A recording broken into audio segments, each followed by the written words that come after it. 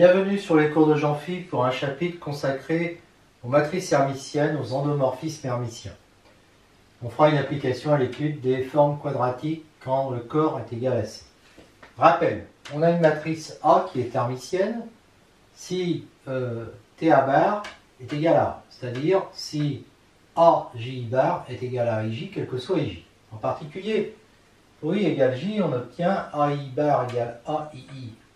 Et donc, AII appartient à R. Donc les coefficients diagonaux sont L. Exemple, cette matrice-là est hermitienne. On a évidemment TA bar qui est égal à transposé de A bar. Et on a ça, parce que les deux T transposés se suppriment, et les deux conjugués aussi. Relativement à une base quelconque B d'un espace vectoriel de dimension n, f de xy défini ainsi, donc en prenant les matrices des coordonnées, est une forme sesquilinéaire hermitienne, parce qu'elle vérifie ça. La linéarité, on le voit bien, hein, c'est semi-linéarité par rapport à la première composante, linéarité par rapport à la deuxième, et on a ça aussi. Si AB appartient à Mn de C, donc deux matrices d'ordre n, eh bien, transposé de A fois B, et ensuite je prends le conjugué, est égal à transposé de B fois transposé de A, je prends le conjugué, égale TB bar fois TA bar. Si A est inversible, TA bar est inversible, et son inverse est égal à la transposée de A-1 bar, ou encore à bar de transposé de A-1. En effet, A fois B égale IN, donc T de A fois B égale T de IN qui vaut IN, et donc TB fois TA est égal à IN. Ensuite, je prends le conjugué, et je vois tout de suite que TA bar est inversible, que son conjugué c'est TB bar, c'est-à-dire T de A-1 bar. Remarque, l'ensemble HN des matrices hermitiennes d'ordre n n'est pas un espace vectoriel, en effet. Si je prends cette matrice hermitienne, eh bien, donc TA bar égale A, IA est égal à ça, et comme I n'appartient pas à R, elle n'est pas hermitienne. Changement de base, si F est sesquilinéaire hermitienne sur le C espace vectoriel E de dimension n, BB' de base de E, A' les matrices de F dans BB', P la matrice de passage de B à B', on a X égale PX', et A' égale TP bar AP. Je ne reviens pas là-dessus, ça a déjà été fait. E est un espace, un C espace vectoriel hermitien de dimension n supérieure ou égale à 1 et F appartenant à L de E, un endomorphisme de E. Il est dit hermitien si produit scalaire f de xy égale produit scalaire xf de y, quel que soit xy appartenant à E. Alors, F, endomorphisme de E, est hermitien si et seulement s'il existe une base B0 orthonormale de E, telle que la matrice de F dans B0 est hermitienne. On a alors matrice de F dans n'importe quelle base B orthonormale qui est hermitienne. On va commencer en fait par ça. B est une base orthonormale, donc on a cette relation-là, d'accord, parce qu'elle est orthonormale. Donc, produit scalaire f de x, y, bah, f de x, alors dire ça, quel que soit x, y, ça équivaut à dire, alors ça c'est quoi? Transposé de ax bar y, égale, et ça c'est quoi? C'est tx bar, et ça c'est ay. Donc, en appliquant les transposés et les barres, ça me fait tx bar, ta bar, y, égale tx bar, ay, quel que soit xy. Ce qui équivaut à dire que ta bar égale a. Et donc, A est hermitienne. D'accord? Donc, dans une base orthonormale quelconque, si F est hermitienne, sa matrice va être hermitienne. Alors maintenant, pour l'autre, il existe une base orthonormale. Ben oui, il suffit que je prenne une base orthonormale, et si j'ai une base orthonormale, hein, eh bien évidemment, si, d'après ce que je viens de voir là, si la matrice est hermitienne, ben F est hermitien, hein, j'ai procédé par équivalence, et si F est hermitien, la matrice est hermitienne. Donc en fait, on a tout démontré d'un coup. Théorème pour n supérieur ou égal à 1, si A est une matrice hermitienne d'ordre n, ses valeurs propres lambda i sont réelles, elles sont polynômes caractéristiques.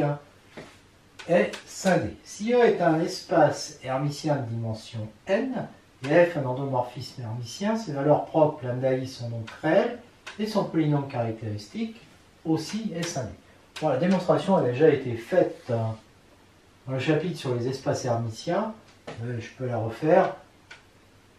Lambda appartenant à C, une valeur propre de A, il existe X, un vecteur non nul, tel que AX égale lambda X, ce qui me donne ça.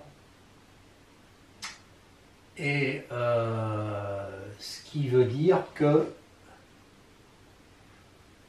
A bar X bar est égal à lambda bar X bar. Tx bar AX, je peux l'écrire Tx bar, Ta bar, puisque A est égal à Ta bar, puisqu'elle est A est hermitienne.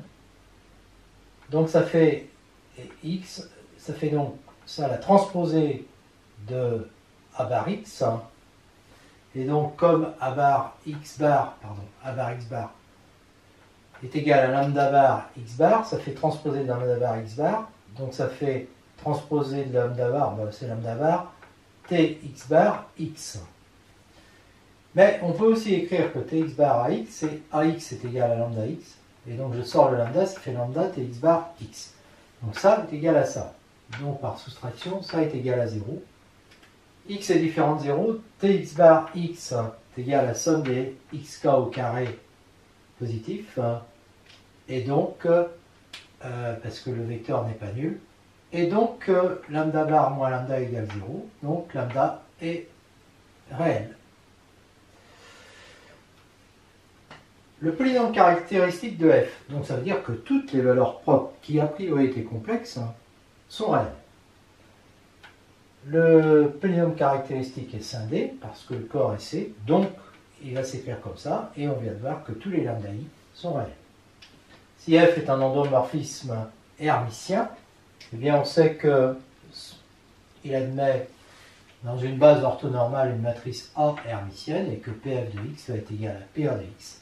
Comme les valeurs propres de f sont celles de A et que le polynôme caractéristique de f c'est celui de A, on a le même résultat que pour les matrices, à savoir les valeurs propres de f sont réelles et son polynôme caractéristique est scindé avec des valeurs propres réelles. Si lambda mu sont deux valeurs propres distinctes d'un endomorphisme hermitien dans un espace vectoriel hermitien de dimension n supérieure ou égale à 1, alors les sous-espaces propres sont orthogonaux. Démonstration, dans une base orthonormale B, la matrice A de f est hermitienne. Les valeurs propres de A et f sont réelles. Je prends x, y, alors non nul, des vecteurs propres associés aux deux valeurs propres distinctes lambda et mu. AX égale lambda x, AY est égal à mu y, et je considère Tx bar AY, ce qui fait Tx bar mu y égale mu Tx bar y. Et Tx bar AY, je peux l'écrire comme A est égal à Ta bar, je peux l'écrire comme ça, et donc comme ça. Et A bar x bar est égal à lambda bar x bar, et lambda bar, je le sors, ça fait ça. Donc ça est égal à ça. D'accord? Alors oui, lambda bar, en plus, lambda est réel, donc ça fait ça. Donc, par soustraction, j'obtiens ça. Mais lambda est différent de mu, donc Tx bar y est égal à 0. Ce qui veut dire, puisque je suis dans une base orthonormale, Tx bar y, c'est ça. Donc, ça veut dire que xy est égal à 0 pour x appartenant à E lambda, son vecteur colonne c'était grand X, et y appartenant à E mu, son vecteur colonne, c'était grand Y. Donc, ça implique que x est orthogonal à y.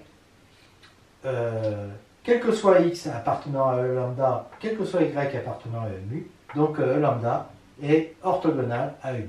Les sous-espaces propres sont orthogonaux.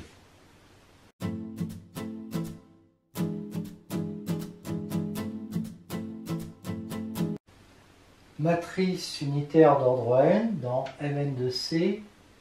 M unitaire, c'est seulement si Tn bar fois M égale n, ce qui équivaut à dire ça. On a alors M inversible et M moins 1 égale Tn bar égale conjugué de Tn. Et M unitaire équivaut aussi à dire que, en prenant le conjugué, que ça. Bon, ça c'est évident. Si M est une matrice MIJ d'ordre n, LI, la ligne numéro I, CJ à la colonne J, M orthogonal, ça équivaut à dire que les lignes forment une base orthonormale, les colonnes forment une base orthonormale, et ça équivaut à dire que les colonnes aussi forment une base orthonormale de Cn pour le produit scalaire dans la base canonique. Démonstration, Tn bar fois m égale In. Le terme générique de In, c'est ça. Il s'obtient en faisant la somme pour k égale à 1 à n du terme en ik de ça, c'est-à-dire mki bar, fois le terme en kj de m, c'est-à-dire ça. Et ça équivaut exactement à dire ça. Puisque quand j'écris ça, ça me fait ça, et ça, c'est exactement ça. On remarque que Tm bar fois m égale n, ça implique que m est inversible, donc que les lignes forment une base, les colonnes forment une base, et là je vois que c'est une base orthonormée. Donc les colonnes CJ forment une base orthonormale.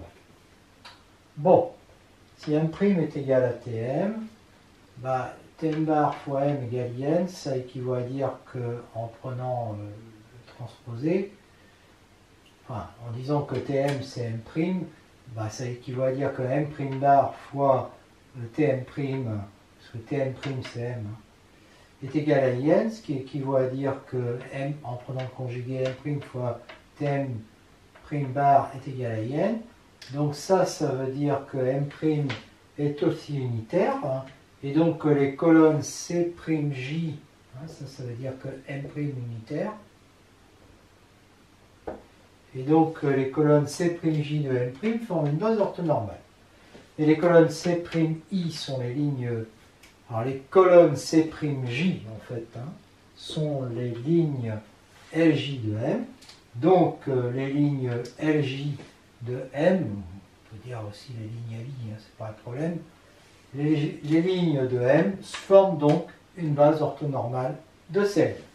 Conséquence, si B et B' sont deux bases orthonormales d'un espace hermitien à haute dimension n supérieure ou égale à 1, la matrice de passage P de B à B' est unitaire, car les colonnes de P sont les vecteurs de B', et ces vecteurs forment une base orthonormale.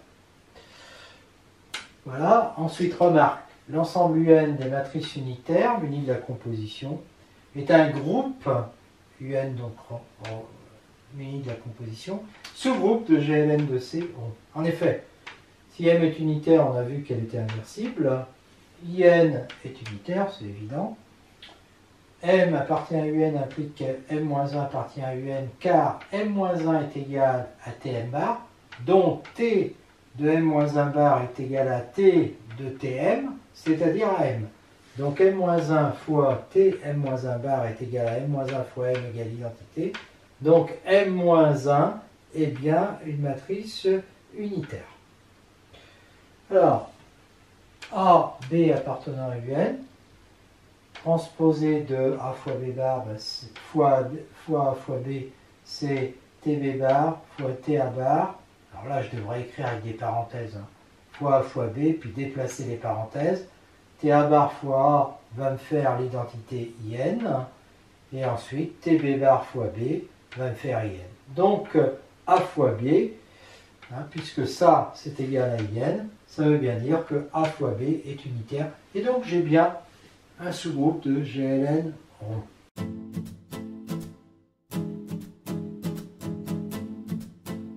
Soit E un espace hermitien de dimension n supérieure ou égale à 1, tout endomorphisme hermitien f de E est diagonalisable dans une base orthonormale de E, toute matrice hermitienne A est diagonalisable dans une base orthonormale de C puissance n, A d'ordre n.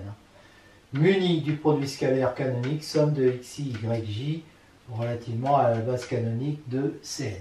Démonstration déjà faite avec les matrices symétriques, on les refait ici.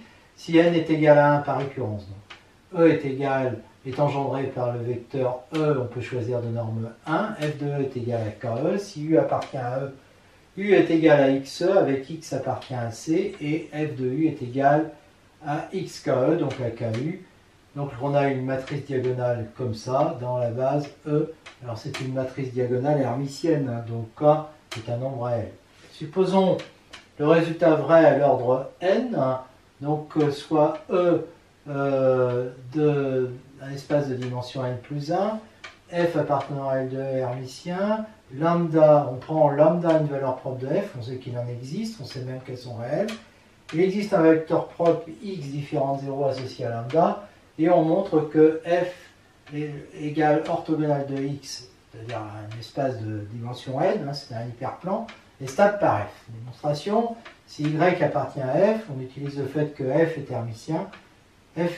Produit scalaire fyx égale produit scalaire yf de x, égale y lambda x égale lambda yx égale 0, car y appartient à f orthogonal, donc y est orthogonal à x. Donc on a ça qui vaut 0, quel que soit y appartenant à f, donc f de y est orthogonal à x, donc à la droite engendré par x, donc f de y appartient à l'orthogonale de x qui vaut f, quel que soit y appartenant à f.